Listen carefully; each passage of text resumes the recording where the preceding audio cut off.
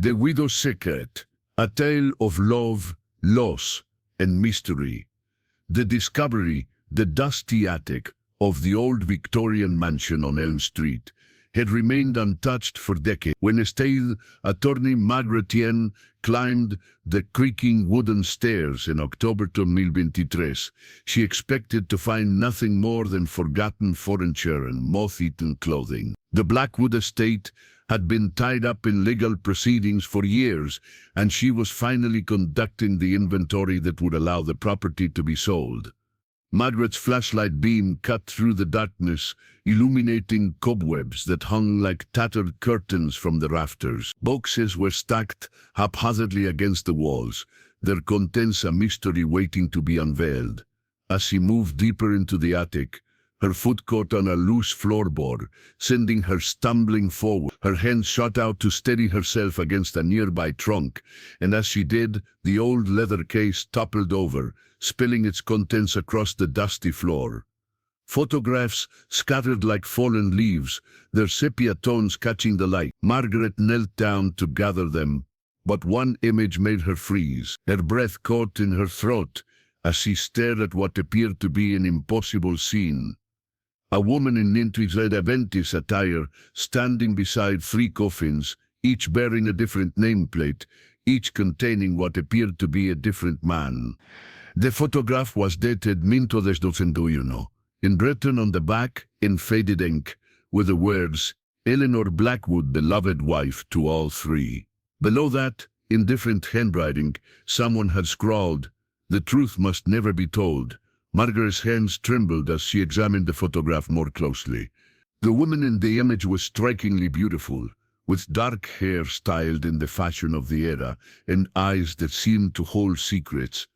But it was the expression on her face that disturbed Margaret most. There was no grief there, no sorrow.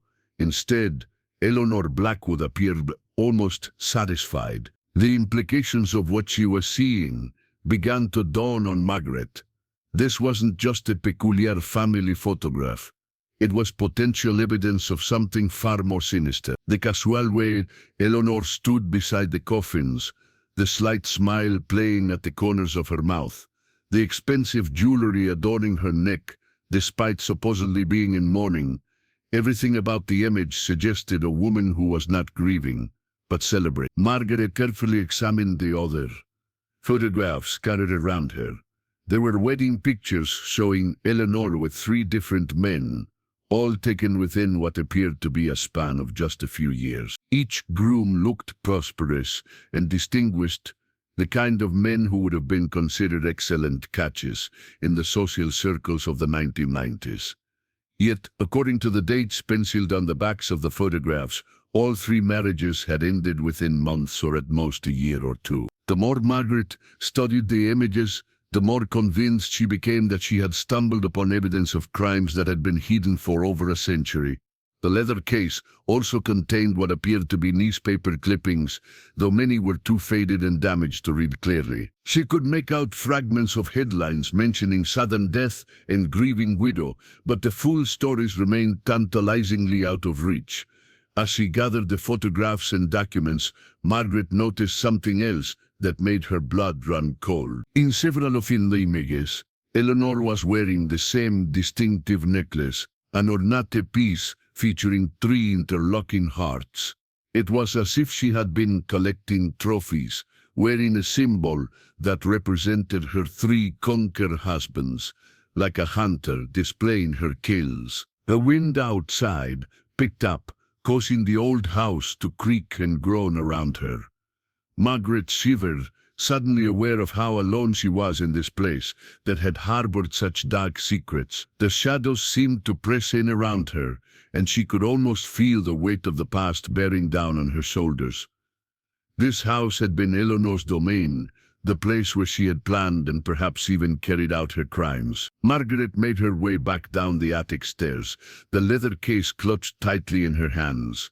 knowing that she held the key to a mystery that had been buried for far too long. As she descended into the main part of the house, she couldn't shake the feeling that Eleanor's presence still lingered in these rooms, that the walls themselves held memories of conversations and schemes that had led to the deaths of 3 innocent men. But what Margaret discovered next would change everything she thought she knew about the Blackwood family. The shocking truth behind this 1921 photo. As Margaret continued to sift through the scattered photographs, she found more images of Eleanor with different men, all appearing to be from different time periods within the same decade. Wedding photographs, intimate portraits, and formal family pictures, each featuring Eleanor with a different husband. The dates on the photographs told a disturbing story: 3 marriages, 3 deaths, all within the span of 5 years. Margaret's legal mind began to race. She had handled many aesthetic cases, but nothing like this. The implications were staggering. If these photographs were authentic, they suggested that Eleanor Blackwood had been married to 3 different men, all of whom had died under circumstances that would have certainly warranted investigation in any era. She carefully gathered all the photographs and placed them back in the leather case, her mind already formulating the questions that needed answers. Who was Eleanor Blackwood? How had 3 husbands died in such a short span of time? And most importantly, why had this evidence been hidden away in an attic for over a century? The discovery raised troubling questions about the justice system of the 1920s and how a woman like Eleanor could have operated with apparent impunity. Margaret realized that she was looking at a case that had all the hallmarks of serial murder, yet it had never been investigated or prosecuted. The beautiful young widow in the photographs had somehow managed to escape scrutiny despite a pattern of behavior that should have raised immediate suspicions. As Margaret prepared to leave the mansion, she took one last look around the room that had served as Eleanor's final resting place for her secrets. The ornate furnishings, inexpensive decorations, spoke of a woman who had lived in luxury, but Margaret now understood that this wealth had been built on a foundation of murder and deception. Every piece of furniture, every work of art, every expensive trinket had been purchased with blood money. The leather case seemed to grow heavier in her hands as she walked to her car. Margaret amazed that she was carrying more than just old photographs and documents. She was carrying the evidence of crimes that had gone unpunished for over a century, and the responsibility to ensure that the truth would finally be revealed. Margaret spent the next 3 days poring over public records at the county courthouse, trying to piece together Eleanor Blackwood's story. What she discovered painted a picture of a woman who had lived multiple lives, each more mischievous than the last. Eleanor's first marriage was to Thomas Ashford, a wealthy merchant who had made his fortune in the textile industry. The marriage certificate, dated March 5, 1978, showed that Eleanor was just 19 years old at the time. Thomas was 42, a widower with no children, who had apparently been swept off his feet by the young woman's beauty and charm. The newspaper archives revealed that Thomas Ashford had been a prominent figure in the community, known for his philanthropy and business acumen. His textile mills employed hundreds of workers, and he was considered one of the most eligible bachelors in the state before his marriage to Eleanor. The society pages of the local newspaper had covered their wedding extensively, describing it as the social event of the season. The wedding announcement painted a picture of a fairy tale romance between a successful older man and a beautiful young woman from modest circumstances. Eleanor was described as a vision of loveliness and a young lady of exceptional grace and refinement. The article mentioned that she had been working as a companion to an elderly widow before meeting Thomas, a detail that would later prove significant to Margaret's investigation. But Thomas Ashford's life took a dramatic turn after his marriage. Within months of the wedding, his business began to suffer. Workers reported that he seemed distracted and unwell, often leaving important meetings early to rush home to his young wife. His business partners grew concerned about his erratic behavior and his increasing reliance on Eleanor's judgment in matters that had previously been his sole domain. Margaret found testimony from Thomas's business associates that painted a troubling picture of his decline. His longtime partner, William Morrison, had written to a mutual friend expressing concern about Thomas's strange malady and his wife's peculiar influence over his decisions. Morrison had noted that Thomas seemed to be suffering from some kind of chronic illness that left him weak and confused, yet no doctor had been able to identify the cause. The most disturbing aspect of Thomas's decline was how quickly it had progressed. Colleagues who had known him as a sharp, decisive businessman reported that within months of his marriage, he had become forgetful, indecisive, and prone to fits of confusion. He had begun delegating more and more responsibility to Eleanor, who had shown a remarkable aptitude for business despite her youth and lack of formal education. Margaret found the death certificate dated September 3. The cause of death was listed as acute gastric distress, a vague term that could have covered anything from food poisoning to deliberate poisoning. What struck Margaret as particularly odd was that Thomas had been a healthy, robust man with no history of stomach ailment. The newspaper obituary painted a picture of a man who had died tragically young, leaving behind a grieving widow who was too overcome with emotion to speak to reporters. Eleanor had inherited Thomas's entire estate, including his textile mills, his mansion, and his considerable investments. For a 19-year-old girl from modest circumstances, it was a fortune beyond imagination. The funeral had been a grand affair, attended by hundreds of mourners from the business and social communities. Eleanor had appeared in elaborate mourning attire, supported by friends and family members as she grieved for her beloved husband. Newspaper accounts described her as inconsolable and praised her devotion to Thomas's memory. But perhaps most disturbing was what Margaret found in the probated records.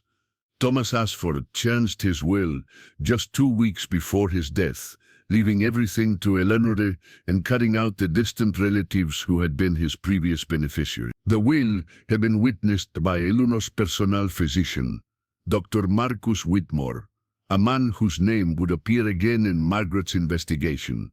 The timing of the will change was particularly suspicious. Thomas had made the modifications during the height of his illness, when witnesses described him as confused and disoriented. The lawyer who had prepared the new will had noted that Thomas seemed not entirely himself during the meeting, but had proceeded with the document at Eleanor's insistence that her husband wanted to provide for her future security. Margaret discovered that Eleanor had wasted no time in taking control of Thomas's business empire. Within weeks of his death, she had sold the textile mills to a competitor for a substantial profit, liquidated most of his investments, and converted his assets into cash and easily transferable securities. It was as if she had been planning for his death and preparing to quickly dispose of anything that might tie her to his business interests.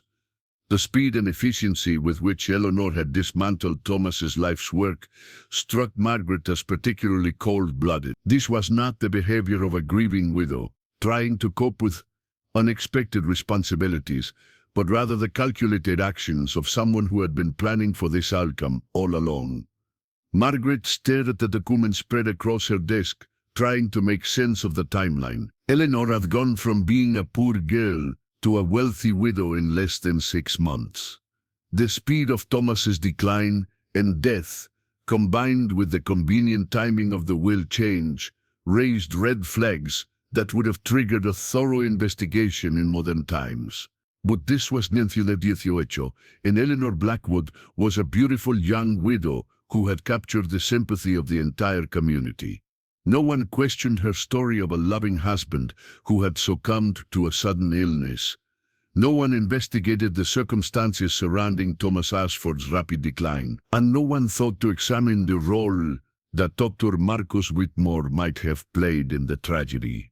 As Margaret closed the file on Thomas Ashford, she couldn't shake the feeling that she was looking at the first act of a carefully orchestrated drama. Eleanor Blackwood had learned valuable lessons from her first marriage, lessons that she would put to devastating use in the years to come. The pattern was already emerging: a vulnerable older man, a whirlwind courtship, a quick marriage, a mysterious illness, a convenient will change, and a substantial inheritance.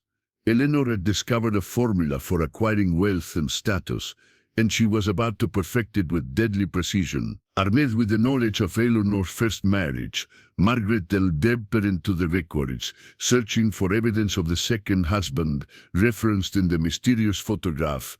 What she found was a pattern so methodical and calculated that it sent chills down her spine. Eleanor's second marriage took place on June 2, 1919, less than a year after Thomas Ashford's death.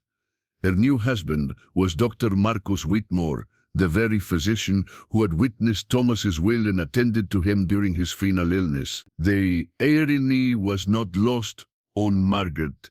Eleanor had married the man who had been present during her first husband's death.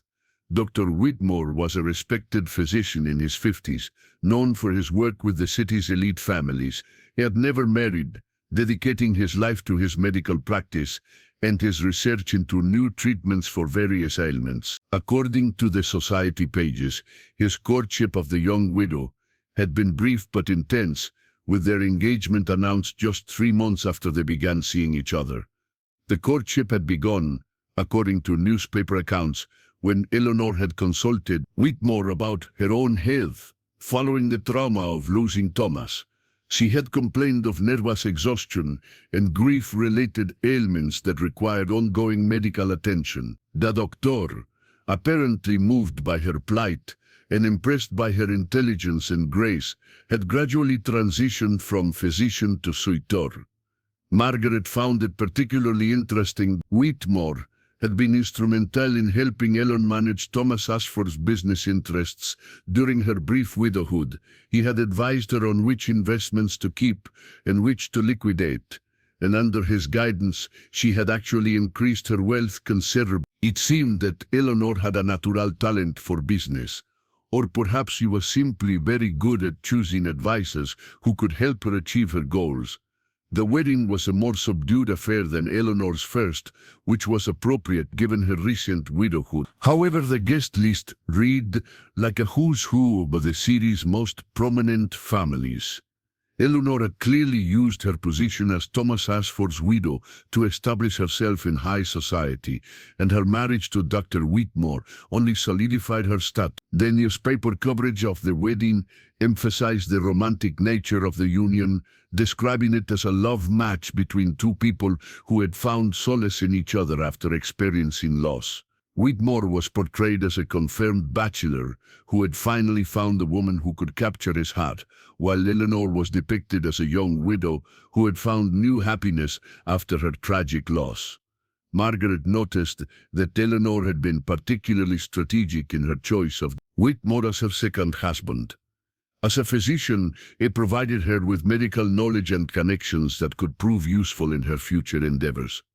His bachelor status meant that there were no previous wives or children to complicate inheritance matters, and his reputation in the community gave her additional social protection and credibility. The early months of the marriage appeared to be happy, according to social columns and friends' accounts. Whitmore was described as being rejuvenated by his marriage to Eleanor, taking on a new lease on life and showing renewed enthusiasm for his work. Eleanor, meanwhile, had thrown herself into the role of a doctor's wife, hosting dinner parties for his colleagues and supporting various medical charities. But the pattern that had emerged with Thomas Ashford began to repeat itself with Dr. Whitmore. Within months of the marriage, colleagues began to notice changes in the doctor's behavior and health. He seemed tired and distracted, often canceling appointments or cutting consultations short. His usually meticulous medical notes became sloppy and incomplete, and he began making uncharacteristic errors in diagnosis and treatment. The shocking truth about Whitmore's death would reveal Eleanor's true nature, and the photograph from 1921 was about to expose the most disturbing pattern of all. Dr. Whitmore's death came on February 4th, Valentine's Day, a detail that Margaret found grimly ironic. The cause of death was listed as cardiac arrest, which seemed plausible for a man in his 50s. However, the circumstances surrounding his death were remarkably similar to those of Thomas Ashford. According to the newspaper reports, Whitmore had been in excellent health until the final weeks of his life. Colleagues noted that he had seemed increasingly fatigued and complained of chest pains, but he had attributed these symptoms to the stress of his demanding practice. On the morning of February 14th, Eleanor had found him collapsed in his study, apparently having suffered a massive heart attack while reviewing patient files. The timing of the death was particularly poignant, occurring on the most romantic day of the year. Eleanor's grief was described as overwhelming, and she was reportedly so distraught that she had to be sedated by Dr. Whitmore's colleague, Dr. James Morrison. The community rallied around her once again, offering support and sympathy for the young woman who had now lost 2 husbands in less than 2 years. What made Margaret suspicious was the timing of Dr. Whitmore's will change. Just like Thomas Ashford, he had modified his will shortly before his death, leaving his entire estate to Eleanor. The previous version of his will had left his wealth to various medical charities and researches. The new will, dated January 30 cost 2 weeks before his death, made Eleanor his sole beneficiary. The circumstances surrounding the will change were eerily similar to those of Thomas Ashford's case. Whitmore had made the modifications during a period when colleagues described him as being unwell and distracted. The lawyer who prepared the new will had noted that the doctor seemed not entirely focused during their meeting, but had proceeded with the document at Eleanor's request. The probative record showed that Dr. Whitmore's estate was even more substantial than Thomas Ashford's had been. In addition to his successful medical practice, he had invested wisely in real estate and stocks. Eleanor inherited not only his wealth, but also his impressive collection of medical books and equipment, which she promptly sold to other physicians in the area. Margaret noticed another disturbing pattern. Both men had died at home, with Eleanor as the only witness. Both had changed their wills shortly before their deaths, and both had been attended by the same physician during their final illnesses. In Thomas's case, it had been Dr. Whitmore himself, and in Dr. Whitmore's case, it had been his colleague, Dr. James Morrison. The medical community's response to Dr. Whitmore's death revealed the tight-knit nature of professional relationships in the early 20th century. His colleagues had been genuinely shocked by his sudden passing, but they had accepted the explanation of cardiac arrest without question. The idea that a respected physician could have been murdered by his own wife was simply too outrageous to consider. Eleanor's behavior following Dr. Whitmore's death followed the same pattern as after Thomas's death. She quickly liquidated most of his assets, converting his medical practice and investments into cash and securities. She sold his house and moved into a smaller but elegant residence, claiming that the memories in their shared home were too painful to bear. The speed with which Eleanor dismantled Dr. Whitmore's life was remarkable.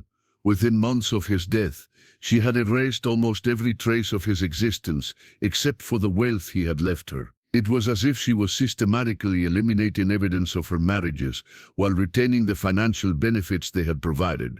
Margaret realized that Eleanor had refined her technique with her second marriage. She had learned from her experience with Thomas Ashford and had chosen her next victim more carefully. Dr. Whitmore's medical knowledge and connections had made him valuable to her, both as a husband and as a source of information about how to make deaths appear natural and unsuspicious. The fact that Dr. Whitmore had been the physician who attended Thomas Ashford during his final illness added another layer of complexity to the case. Margaret wondered if Eleanor had specifically targeted Whitmore because of his involvement in her first husband's death, or if his knowledge of Thomas's symptoms had made him a liability that needed to be eliminated.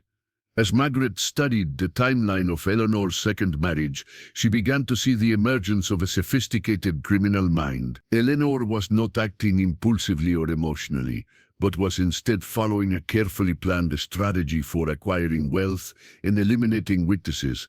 Each marriage was building on the lessons learned from the previous one, creating a pattern of escalating sophistication and boldness. The photograph from Niente 121 was beginning to make more sense.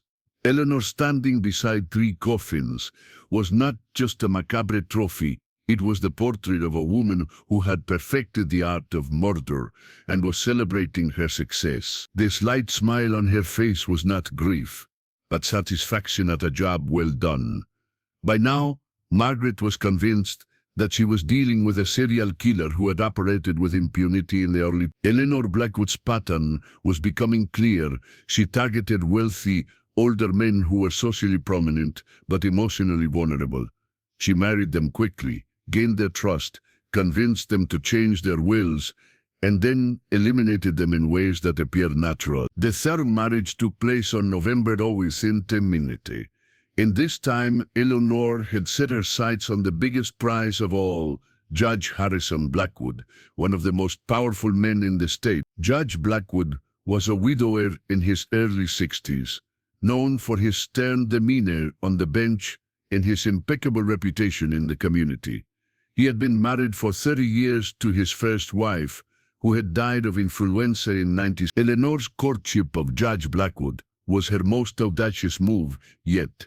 She had approached him under the pretense of seeking legal advice about managing her inherited estates, and their professional relationship had gradually evolved into something more personal. The judge, still grieving the loss of his beloved first wife, had been susceptible to Eleanor's youth, beauty, and apparent vulnerability.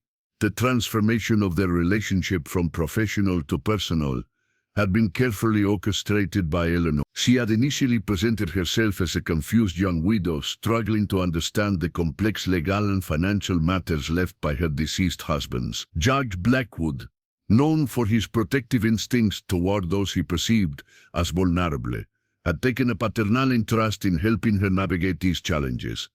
Gradually, Eleanor had begun to rely on Judge Blackwood for more than just legal advice. She had sought his counsel on personal matters, shared her fears about being alone in the world, and expressed her admiration for his wisdom and strength. The judge, isolated in his grief and impressed by Eleanor's apparent intelligence and refinement, had found himself drawn to the young woman who seemed to need his protection. The marriage was a grand affair, befitting the union of 2 of the city's most prominent figures. Eleanor had now achieved the ultimate social status. She was the wife of a judge, a position that gave her access to the highest levels of society, and more importantly, protection from the kind of scrutiny that might have exposed her previous crimes. The wedding ceremony was held at the city's most prestigious church, with hundreds of guests in attendance. The event was covered extensively by the local newspapers, which described it as a union that brought together beauty and wisdom, youth and experience. Eleanor was portrayed as a young woman who had found love and security after experiencing great loss, while Judge Blackwood was depicted as a man who had found new happiness after his period of mourning. Margaret found it particularly chilling that Eleanor had taken the judge's surname, becoming Eleanor Blackwood. It was as if she was claiming ownership not just of his wealth and status, but of his very identity. The woman who had started as a poor girl with no family name to speak of had now assumed the identity of one of the most respected families in the region. The early months of the marriage appeared to be harmonious according to social observers and court colleagues. Judge Blackwood seemed rejuvenated by his marriage to Eleanor, showing renewed energy in his judicial duties and taking obvious pride in his beautiful young wife. Eleanor, meanwhile, had embraced her role as a judge's wife, hosting elegant dinner parties and supporting various charitable causes. But a pattern that in marriage in Eleanor's previous marriages began to manifest once again. Judge Blackwood, despite his reputation for sharp intellect and keen judgment, began to show signs of decline within months of his marriage. Court clerks and fellow judges noticed that he seemed distracted and occasionally confused during proceedings. His usually precise legal reasoning became muddled, and he began making uncharacteristic errors in his rulings. The legal community was puzzled by Judge Blackwood's apparent decline. Some attributed it to the stress of adjusting to married life after decades of widowerhood, while others suggested that he might be suffering from the early stages of some form of dementia. No one suspected that his beautiful young wife might be systematically poisoning him. Judge Blackwood's death on March 20th, 2022 was the most shocking yet. Unlike her previous victims, the judge was a public figure whose every move was scrutinized by the press and the legal community. Eleanor could not afford to have his death appear suspicious, so she had to be even more careful in her approach. The official cause of death was listed as stroke, which was believable for a man of the judge's age and the stress of his position. However, Margaret's investigation revealed several disturbing details that had been overlooked at the time. Judge Blackwood had been in excellent health for his age, with no history of cardiovascular problems. His physician, Dr. James Morrison, the same doctor who had attended Dr. Whitmore, had noted that the judge's symptoms had appeared suddenly and progressed rapidly. The circumstances of Judge Blackwood's death followed the now familiar pattern. He had been found collapsed in his study by Eleanor, who claimed to have discovered him after he failed to come to dinner. The judge had apparently suffered a massive stroke while working on legal documents, dying almost instantly, according to Dr. Morrison's examination. The 1921 photograph was taken just days after Judge Blackwood's funeral, but what it revealed about Eleanor's true nature would shock even the most hardened investigators. What made this case different was that Judge Blackwood had been more cautious than Eleanor's previous husbands. Perhaps his legal training had made him more suspicious, or perhaps he had heard whispers about Eleanor's remarkable string of bad luck with husbands.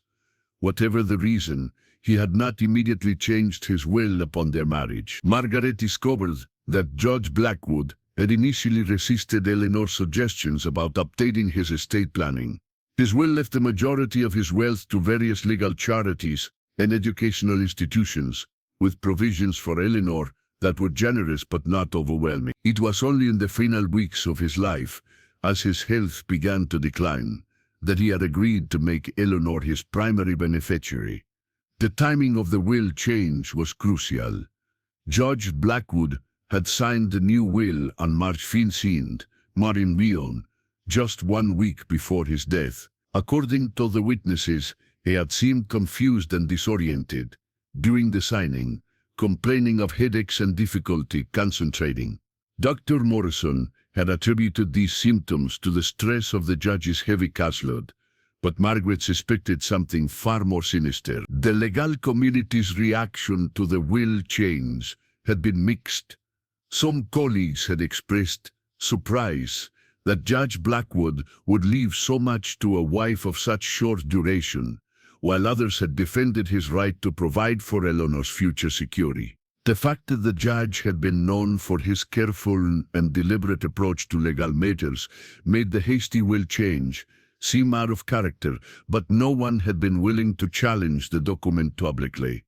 The probate record showed that Judge Blackwood's estate was the largest yet. In addition to his substantial savings and investments, he owned several properties, including the mansion on Elm Street, where Margaret had discovered the photographs. Eleanor had inherited not just wealth, but also real estate holdings that would continue to generate income for decades to come. But perhaps most importantly, Eleanor had inherited the judge's reputation and social standing. As his widow, she was now considered one of the most respectable women in the community, above suspicion and beyond reproach. She had achieved a level of social protection that would shield her from any future investigations into her past. The funeral of Judge Blackwood was a massive public event, attended by hundreds of mourners including politicians, judges, lawyers and prominent citizens from throughout the region. Eleanor had appeared in elaborate mourning attire, supported by friends and family, as she grieved for her third husband. The newspapers had praised her dignity in the face of yet another tragic loss, and the community had rallied around her with unprecedented sympathy and support. Margaret realized that the photograph from Minto must have been taken shortly after Judge Blackwood's funeral. The image of Eleanor standing beside 3 coffins was not just a macabre trophy, it was a celebration of her success. She had systematically eliminated 3 men, inherited their combined wealth, and established herself as one of the most powerful women in the region. The fact that someone had written "the truth must never be told" on the back of the photograph suggested that Eleanor had not been entirely successful in covering her tracks. Someone had known the truth about her crimes, but they had chosen to hide the evidence rather than expose her. Margaret wondered who that person might have been and why they had decided to protect Eleanor's secret. As Margaret studied the timeline of Eleanor's 3 marriages, she was struck by the skeleton boldness of her crimes. Each victim had been more prominent and powerful than the last, suggesting that Eleanor's confidence had grown with each successful murder. She had progressed from killing a businessman to eliminating a doctor to murdering a judge, each crime more audacious than the previous one. The pattern also revealed Eleanor's growing sophistication. As a killer, she had learned from each experience, refining her methods and improving her ability to avoid detection. By the time she murdered Judge Blackwood, she had perfected her technique to the point where even the most prominent and well-connected victim could be eliminated without raising suspicion. Margaret understood that Eleanor Blackwood represented a new type of criminal, a woman who had used society's expectations and gender stereotypes as weapons to commit murder on an unprecedented scale. She had turned the very institutions that were supposed to protect people, marriage, medicine, and the law, into tools for her own advancement and enrichment. Margaret's discovery of Eleanor Blackwood's pattern of deadly marriages had consumed her thoughts for weeks. As an attorney, she understood the importance of building a solid case, even for crimes that had occurred over a century ago. She decided to dig deeper into the medical records and witness testimonies from the time, hoping to find evidence that had been overlooked by the authorities. Her first stop was the city's medical archives, housed in the basement of the old hospital that had served the community during Eleanor's era. The records were poorly organized, and many had been damaged by time and moisture, but Margaret was determined to find any documentation that might shed light on the suspicious deaths. The basement archive was a labyrinth of filing cabinets, storage boxes, and forgotten medical equipment. The musty smell of old paper and deteriorating leather filled the air, and Margaret had to use a flashlight to navigate the poorly lit corridors between the storage areas. The hospital's archivist, an elderly man named Henry Walls, had been initially reluctant to allow her access to the old records, but Margaret's legal credentials and her explanation of the historical importance of her research had eventually convinced him to help. James Morrison's name appeared frequently in the medical records from that period. He had been a prominent physician who had treated many of the city's elite families, and his detailed notes provided valuable insights into the medical practices of the era. Margaret was particularly interested in his records of treating Eleanor's 3 husbands during their final illnesses. The medical notes for Thomas Ashford revealed a pattern of symptoms that had puzzled Dr. Whitmore at the time. Thomas had complained of severe stomach pain, nausea, and weakness that had come on suddenly and worsened rapidly. Dr. Whitmore had initially suspected food poisoning, but when the symptoms persisted and intensified, he had been at a loss to explain the cause. The note mentioned that Eleanor had been exceptionally attentive during Thomas's illness, preparing all his meals and administering his medications personally. Margaret found it significant that Eleanor had insisted on taking complete control of Thomas's care during his illness. She had dismissed the household servants and had personally prepared all of his food and drink. When Dr. Whitmore had suggested bringing in a nurse to help with Thomas's care, Eleanor had refused, claiming that she wanted to care for her husband herself as an expression of her love and devotion. Dr. Whitmore's own medical records, written by Dr. Morrison, told a similar story. The doctor had experienced chest pain and shortness of breath that had developed over several weeks. Dr. Morrison had noted that these symptoms were unusual for a man of Dr. Whitmore's age and fitness level, but he had attributed them to stress and overwork. Again, Eleanor had been described as a devoted wife who had taken complete charge of her husband's care during his illness. The pattern of Eleanor's behavior during her husband's illnesses was remarkably consistent. In each case, she had insisted on personally preparing their food and administering their medications. She had refused outside help, claiming that she wanted to provide the care herself, and she had been the one to discover each body when the men had finally succumbed to their mysterious ailments. Judge Blackwood's medical records were the most detailed, perhaps because Dr. Morrison had been more thorough in documenting the case of such a prominent patient. The judge had suffered from severe headaches, confusion, and what Dr. Morrison had described as episodes of disorientation. These symptoms had appeared suddenly and had progressed rapidly, culminating in what appeared to be a massive stroke. Dr. Morrison's notes on Judge Blackwood's case revealed his growing concern about the pattern of symptoms. He had written that the judge's condition was puzzling and unprecedented, in my experience, and had noted that the neurological symptoms were inconsistent with typical stroke patterns. However, he had been unable to identify an alternative explanation for the judge's rapid decline. Margaret noticed that in all three cases, the symptoms had been vague and could have been attributed to various natural causes. More importantly, in each case, Eleanor had been the primary caregiver, responsible for preparing meals and administering medications.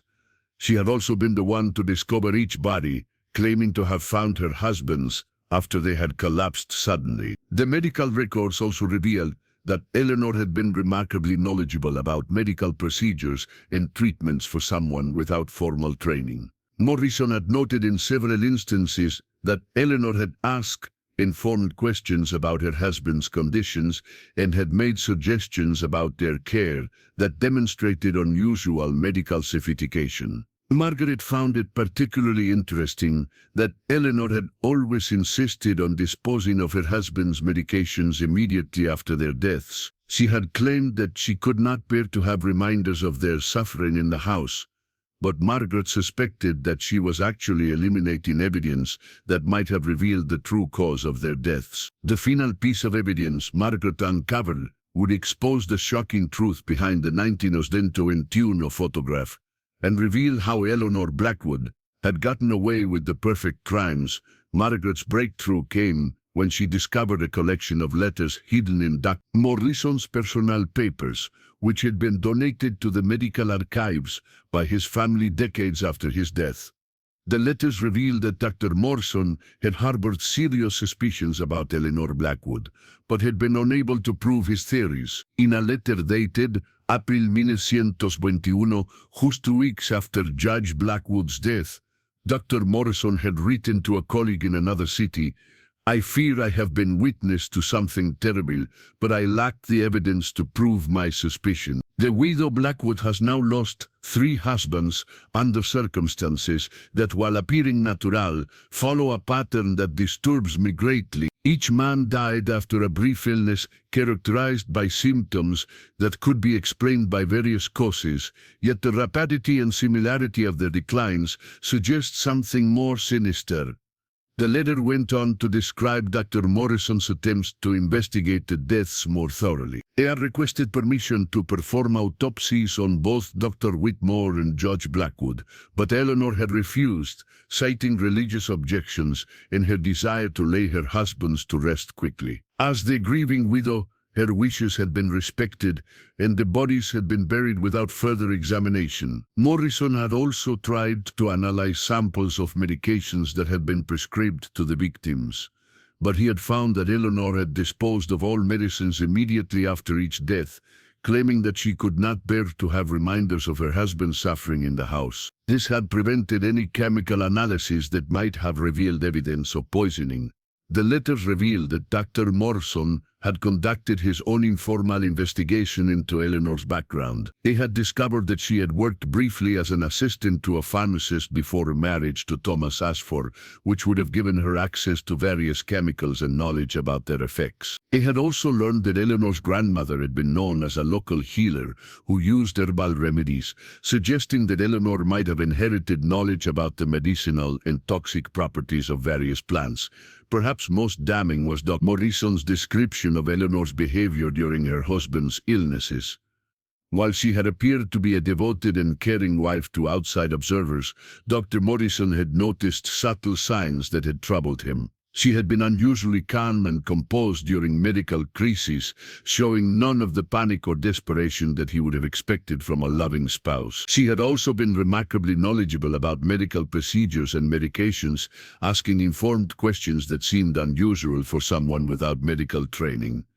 Dr. Morrison had also noted Eleanor's pattern of behavior following each death. She had shown appropriate grief in public, but he had observed that her mourning seemed performative rather than genuine. She had also been remarkably efficient in settling her husband's affairs, disposing of their personal effects and liquidating their assets with a speed that seemed inconsistent with genuine grief. The final letter in the collection, dated Morrison's ultimate decision. I have concluded that I cannot prove my suspicions without risking my own reputation and career. Mrs. Blackwood has become too powerful and well-connected to challenge without absolute proof. I have decided to document my concerns for posterity in the hope that someday the truth will be revealed.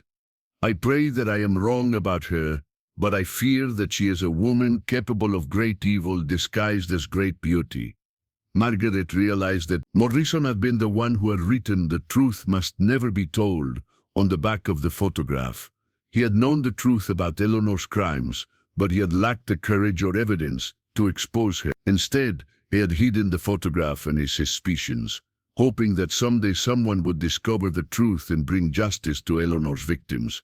The letters also revealed that Dr. Morrison had attempted to warn other potential victims. He had discreetly advised several eligible bachelors in the community to be cautious around Eleanor, though he had been unable to explain his concerns without revealing his suspicions about her previous crimes. His warnings had apparently been effective, as Eleanor had not remarried after Judge Blackwood's death. Margaret understood that Dr. Morrison had been caught in an impossible situation. He had suspected that Eleanor was a serial killer, but he had lacked the evidence to prove his theories. In an era when women were generally viewed as incapable of such crimes, his accusations would have been dismissed as the fantasies of a jealous or delusional man. Eleanor's wealth, social standing, and reputation for philanthropy had made her virtually untouchable. The discovery of Dr. Morrison's letters provided Margaret with the final piece of the puzzle. She now understood not only how Eleanor had committed her crimes, but also why she had been able to escape detection for so long. The combination of social prejudices, limited forensic capabilities, and Eleanor's own intelligence and careful planning had created the perfect conditions for her to operate as a serial killer without fear of prosecution. Margaret's investigation had revealed the pattern of Eleanor's crimes, but she still needed to understand the method. How had Eleanor managed to kill 3 men without leaving any trace of evidence that would have been detectable by the medical knowledge of the man? The answer came from an unexpected source, Eleanor's own background. Digging into Eleanor's past before her first marriage, Margaret discovered that the young woman had not been as innocent and inexperienced as she had appeared. Eleanor had grown up in a rural area where her grandmother had been known as a local healer, someone who used traditional remedies and herbal medicines to treat various ailments. Eleanor had spent her childhood learning about plants and their properties, gaining knowledge that would prove deadly in the wrong hands. Margaret found records showing that Eleanor had worked briefly as an assistant to a pharmacist in the city before her marriage to Thomas Ashford. This position would have given her access to various chemicals and medications, as well as knowledge about how different substances affected the human body. More importantly, it would have taught her about dosages and how to mask the taste and appearance of toxic substances. The pharmacist, according to employment record, had been impressed by Eleanor's quick learning and her apparent natural aptitude for understanding the properties of different medicines. He had noted in a letter of recommendation that she had shown unusual intelligence and curiosity about the effects of various compounds, and had been remarkably adept at preparing complex mixtures and understanding their interaction. Margaret also discovered that Eleanor had spent considerable time studying medical texts during her employment at the pharmacy. The pharmacist had allowed her to borrow books from his extensive medical library, and she had shown particular interest in texts dealing with toxicology and the symptoms of various diseases. This self-education had given her the knowledge she needed to understand how to cause specific symptoms while making deaths appear natural. The breakthrough in understanding Eleanor's method came when Margaret consulted with a modern toxicologist about the symptoms described in the medical records. Dr. Sarah Chen, a forensic expert, reviewed the documented symptoms of all three victims and immediately identified a likely cause. Based on these symptoms and the timeline you've described, Dr. Chen explained, I would suspect arsenic poisoning. Arsenic was readily available in the early 20th century and was used in various household products, including rat poison and certain medications. The symptoms you've described, gastric distress, weakness, confusion, and cardiovascular problems, are all consistent with chronic arsenic poisoning. Chen went on to explain that arsenic poisoning could be administered gradually over time, making it appear as if the victim was suffering from a natural illness. The poison was tasteless and odorless when properly prepared, and small doses administered regularly would cause symptoms that could easily be attributed to other causes. Most importantly, arsenic poisoning would not have been detectable by the medical tests available. Eleanor would have had to be very knowledgeable about dosages.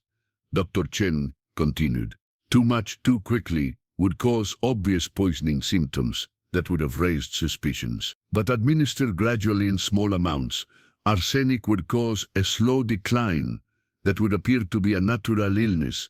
The fact that she was preparing all their meals and administering their medications would have given her perfect opportunities to deliver the poison. The toxicologist also explained that arsenic could be obtained from various sources in the need. It was commonly used in rat poisons, insecticides, and even some medication. A person with Eleanor's background in pharmacy work would have known exactly where to obtain arsenic and how to prepare it for use.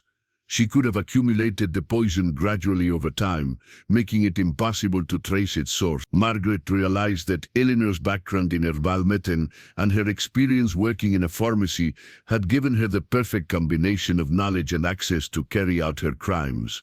She would have known exactly how much arsenic to use and how to administer it without detection. Her role as a caring wife would have provided the perfect cover for her activities. The toxicologist also explained that arsenic poisoning could cause different symptoms depending on how it was administered and the victim's individual physiology.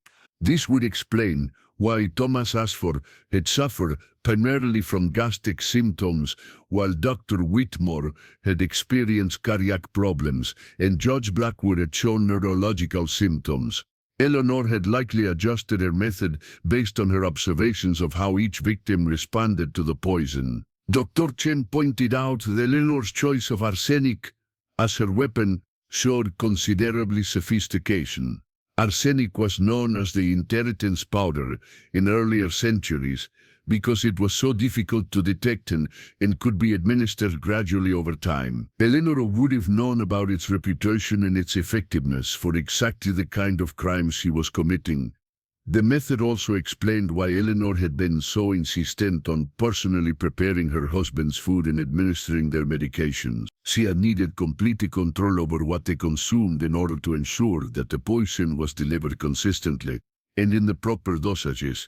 Her refusal to allow servants or nurses to help with their care had been essential to maintaining her control over the poisoning process. Margaret was struck by the calculated nature of Eleanor's crimes. She had not acted in passion or desperation, but had methodically planned and executed each murder with scientific precision. The young woman, who had appeared to be a grieving widow, was actually a cold-blooded killer who had used her knowledge of medicine and chemistry to commit the perfect crimes. The choice of arsenic also explained why Eleanor had been so quick to dispose of her husband's medications after their deaths. Any remaining medicine bottles could have been tested at arsenic contamination, potentially exposing her crime. By eliminating all evidence immediately after each death, she had ensured that no forensic analysis could be performed. Dr. Chen also noted that Eleanor's method would have required considerable patience and self-control. Arsenic poisoning takes time to be effective, and the perpetrator has to be careful not to administer too much too quickly. Eleanor would have had to watch her husband suffer for weeks or months while gradually increasing the dosage. That level of cold calculation suggests a truly psychopathic personality. The photograph from 1921 took on new meaning in light of this discovery. Eleanor standing beside the three coffins was not just a macabre trophy. It was the portrait of a woman who had successfully used science and society's expectations to commit murder on an unprecedented scale. She had turned the very institutions that were supposed to protect people, marriage, medicine, and the law, into weapons for her own advancement. Margaret wondered how many other women like Eleanor might have operated throughout history, using their knowledge of herbs and chemicals to eliminate inconvenient husbands or rivals. The early 20th century had been a time when women had limited opportunities for advancement, but Eleanor had found a way to transcend those limitations through the most extreme means possible. The discovery of Eleanor's method also explained why Morrison had been unable to prove his suspicions. Without modern forensic techniques, there was no way to detect arsenic poisoning after the victims had been buried. Eleanor had chosen her weapon and her timing perfectly, ensuring that her crimes would remain undetectable by the medical knowledge of her era. As Margaret concluded her research into Eleanor's methods, she was struck by the woman's intelligence and planning ability. Eleanor had not been an impulsive killer, driven by emotion, but rather a calculating predator who had used every advantage at her disposal to commit murder with impunity. Her crimes represented a level of sophistication and premeditation that was truly chilling to contemplate. With the mystery of Eleanor's method solved, Margaret turned her attention to what had happened. The photograph suggested that Eleanor had achieved her ultimate goal.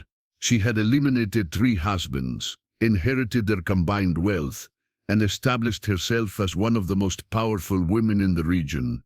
But what had she done with that power, and how had her story ended? The trail of Eleanor Blackwood, after 1921, proved to be surprisingly difficult to follow. Unlike her previous activities, which had been well documented due to her marriages and social prominence, Eleanor seemed to have deliberately obscured her later life. Margaret suspected that the woman had learned to be more careful about leaving evidence of her activities. Property records showed that Eleanor had maintained ownership of Judge Blackwood's mansion on Elm Street, but she had also acquired several other properties throughout the region. She had invested wisely in real estate, stocks, and business ventures, multiplying her inherited wealth many times over. By the mid-1970s, she had become one of the wealthiest individuals in the state, with a financial empire that spanned multiple industries. Eleanor's business acumen was remarkable for a woman of her era. She had invested in emerging technologies, including early radio stations and automobile dealerships. She had also purchased significant holdings in banks and insurance companies, giving her influence over the financial sector. Her investment portfolio showed a level of sophistication that suggested she had either received excellent advice or possessed natural business instincts. What was most interesting to Margaret was that Eleanor had never remarried after Judge Blackwood's death. Given her pattern of using marriage as a means to acquire wealth and status, this seemed like a significant change in behavior. Margaret theorized that Eleanor had finally achieved enough wealth and power that she no longer needed to rely on husbands to advance her position. The records also showed that Eleanor had become increasingly reclusive after 9. While she had previously been active in social circles and had courted publicity during her marriages, she now seemed to prefer operating behind the scenes. She had withdrawn from many of the social activities that had once defined her life, focusing instead on managing her business interests and charitable activities. Instead, Eleanor had channeled her energies into business and philanthropy. She had established several charitable foundations, funded medical research, and supported various social causes. On the surface, she appeared to have transformed herself from a grieving widow into a respected philanthropist and businesswoman. The community that had once pitied her for her tragic losses now admired her for her strength and generosity. But Margaret suspected that Eleanor's philanthropic activities served a dual purpose. In addition to genuinely helping various causes, they also provided perfect cover for her past crimes. Who would suspect a woman who donated generously to hospitals and medical research of having murdered 3 doctors and judges? Eleanor essentially bought herself immunity through her charitable works. Margaret found evidence that Eleanor had been particularly generous to medical institutions, funding research into the very types of illnesses that had killed her husbands. She had established scholarships for medical students, donated equipment to hospitals, and supported research into heart disease, stroke, and gastric disorders. It was a masterful stroke of misdirection. Eleanor was funding research into the very conditions she had artificially created in her victims. The Eleanor Blackwood Foundation, established in 1995, had become one of the largest charitable organizations in the region. The foundation's mission statement emphasized supporting medical research, education, and care for the indigent. Eleanor had served as the foundation's president until her death, personally overseeing the distribution of millions of dollars in charitable grants. The most chilling discovery was that Eleanor had also funded the construction of a new wing at the city hospital, which had been named in honor of Dr. Marcos Whitmore, her second husband. The dedication ceremony had been attended by hundreds of people, including many prominent physicians and city officials.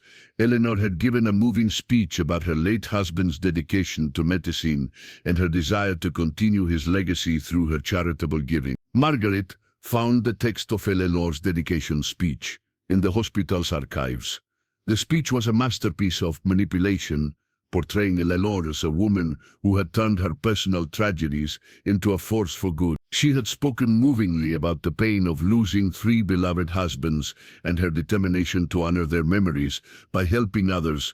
The audience had been moved to tears by her apparent selflessness and dedication to serving others. The speech had also contained subtle references to the mysterious nature of her husband's deaths, suggesting that their illnesses had been particularly tragic because they had been so unexpected and difficult to treat. Eleanor had used this narrative to justify her support for medical research, claiming that she hoped to prevent other families from experiencing the kind of losses she had endured. Margaret realized that Eleanor had not just gotten away with murder, she had turned her crimes into a source of social capital. Every charitable donation, every foundation she established, every scholarship she funded served to reinforce her image as a tragic but noble woman who had overcome great personal losses to help others.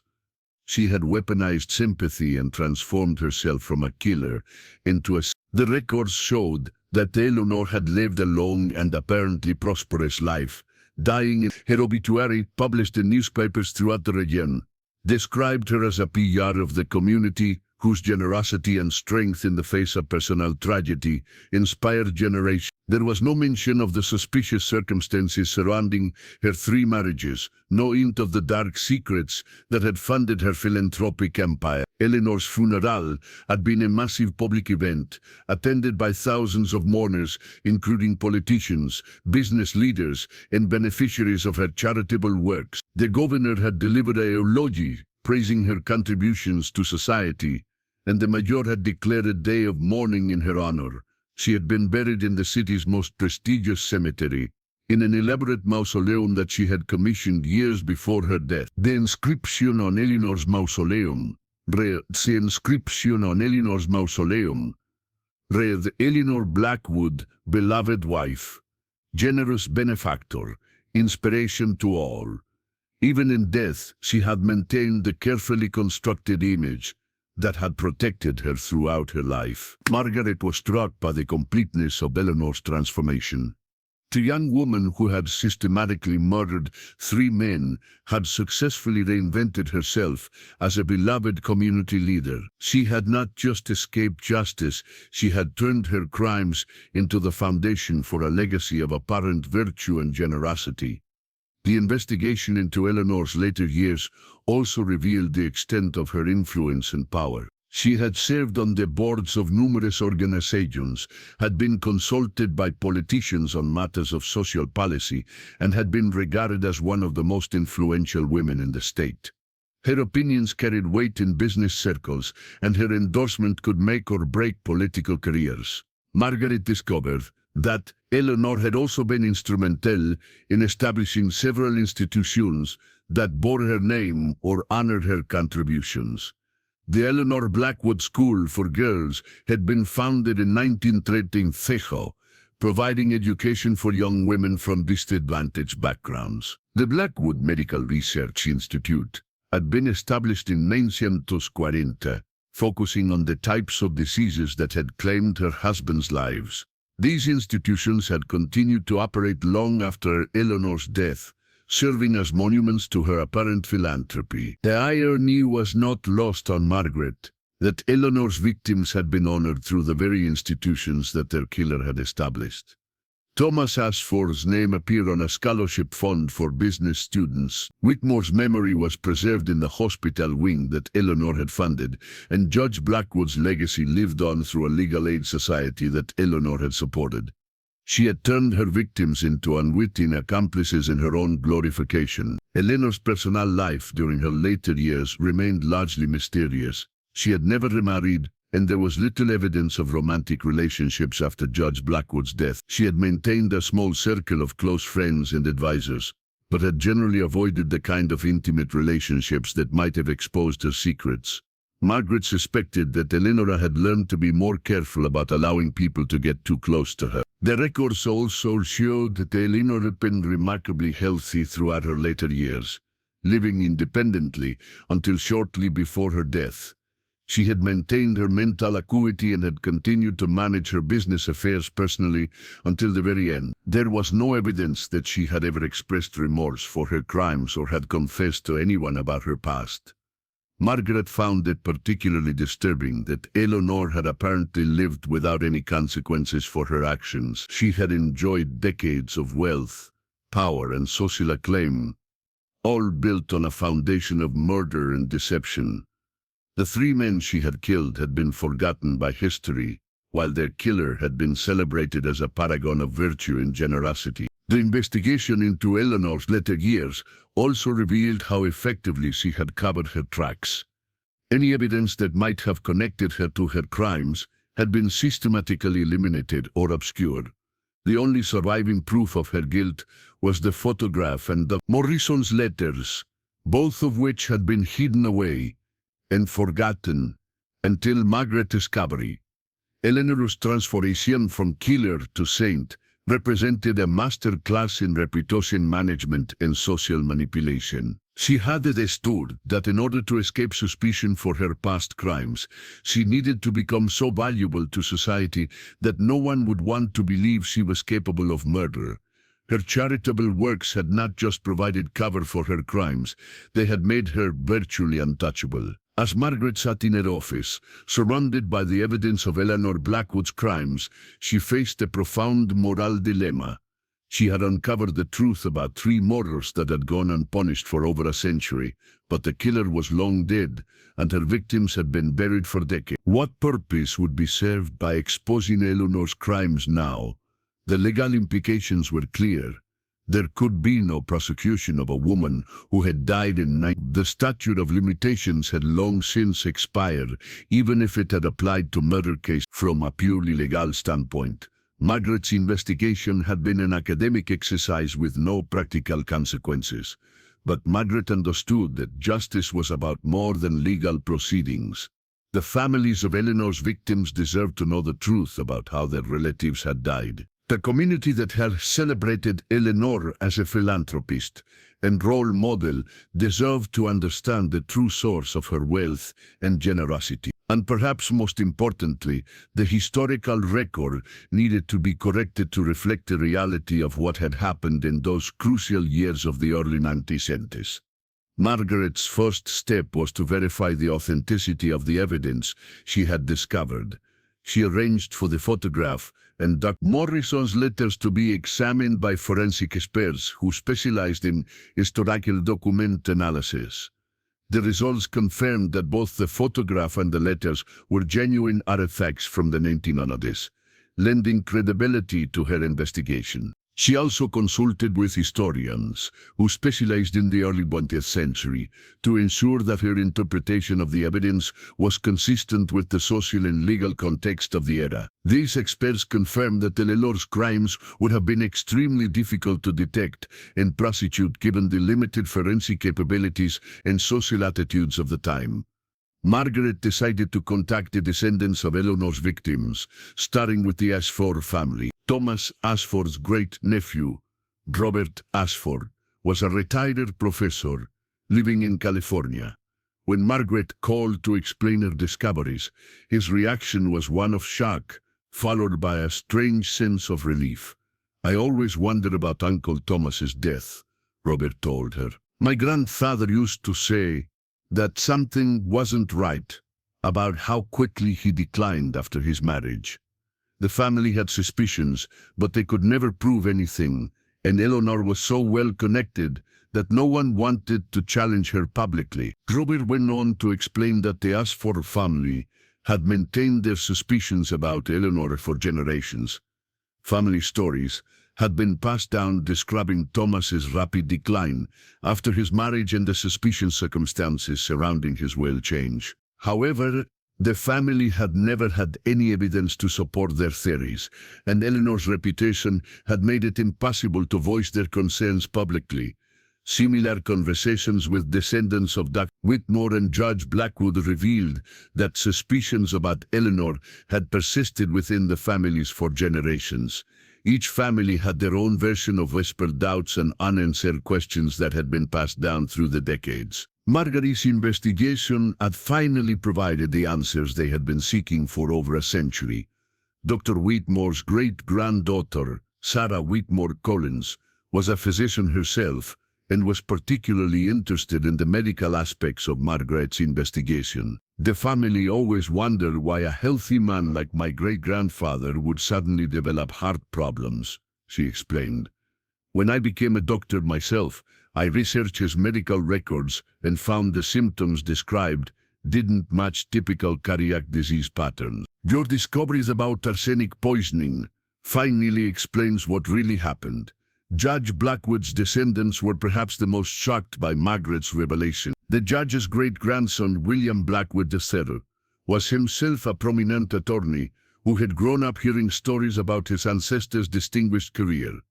The family always took pride in Judge Blackwood's reputation for integrity and justice. To learn that he was murdered by his own wife, and that she used his name and wealth to build her criminal empire, is deeply disturbing, but also provides closure to questions that have haunted our family for decades. The decision about whether to make her findings public was more complex. Margaret consulted with historians, ethicists, and legal experts about the implications of exposing Eleanor's crimes so long after the fact. The consensus was that the historical importance of the case outweighed any potential harm to Eleanor's reputation or the institutions she had supported. Margaret also had to consider the impact on the charitable organizations that Eleanor had established. Many of these institutions had continued to operate for decades after Eleanor's death, providing valuable services to the community. The revelation that their founder had been a serial killer could potentially damage their ability to continue their work. After careful consideration, Margaret decided to work with the leadership of Eleanor's charitable organizations to address this concern. She met with the boards of directors of the Eleanor Blackwood Foundation, the Blackwood Medical Research Institute, and other institutions to explain her findings and discuss how to handle the revelations responsibly. The response from these organizations was mixed, but generally thoughtful. Most recognized that they could not ignore the evidence of Eleanor's crimes, but they also wanted to protect the valuable work that their institutions had been doing. Several organizations chose to acknowledge the dark source of their founding, while emphasizing their commitment to continuing their charitable missions under new names and with renewed dedication to ethical principles. Margaret worked with a team of historians and journalists to prepare a comprehensive report on Eleanor's crimes. The report included all the evidence she had gathered, expert analysis of the likely murder methods, and context about the social and legal conditions that had allowed Eleanor to operate with impunity. The goal was not sensationalism, but rather a serious examination of how a serial killer had exploited the systems and expectations of her time. The report also included interviews with the descendants of Eleanor's victims, providing them with an opportunity to share their family stories and express their feelings about finally learning the truth. These personal accounts added a human dimension to the historical analysis and helped readers understand the lasting impact of Eleanor's crimes on the families involved. The publication of Margaret's findings created a sensation in both academic and popular circles. The story of Eleanor Blackwood became a case study in criminal psychology, gender studies, and legal history. Universities used the case to examine how social expectations and gender roles could be manipulated by criminals, while law enforcement agencies studied Eleanor's methods as an example of how killers could exploit gaps in investigative procedures. The case also sparked broader discussions about the nature of justice and the statute of limitations for serious crimes.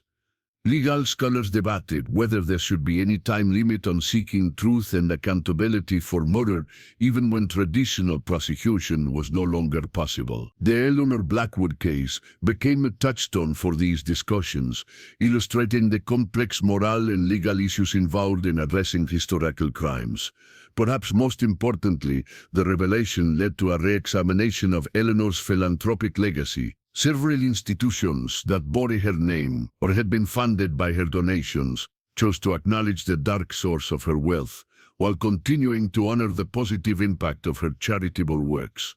It was a complex moral calculation that reflected the complicated nature of Eleanor's legacy. The Eleanor Blackwood Foundation, after extensive deliberation, chose to rename itself the Victims Memorial Foundation and redirected its mission to support victims of violent crime and their families. The foundation's board issued a statement acknowledging Eleanor's crimes while committing to honor the memory of her victims through their continued charitable work. The Blackwood Medical Research Institute took a different approach, choosing to maintain its name while adding a memorial garden dedicated to Thomas Ashford, Dr. Marcus Whitmore, and Judge Harrison Blackwood.